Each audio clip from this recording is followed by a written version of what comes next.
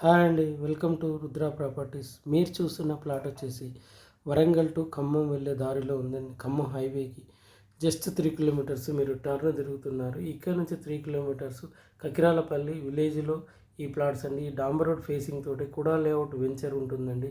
ఈ వెంచర్లో 2 ప్లాట్స్ సేల్కి వచ్చాయి. 2 వెస్ట్ ఫేసింగే. 266, 200 యాడ్స్ 2 ప్లాట్స్ అమ్ముతారు.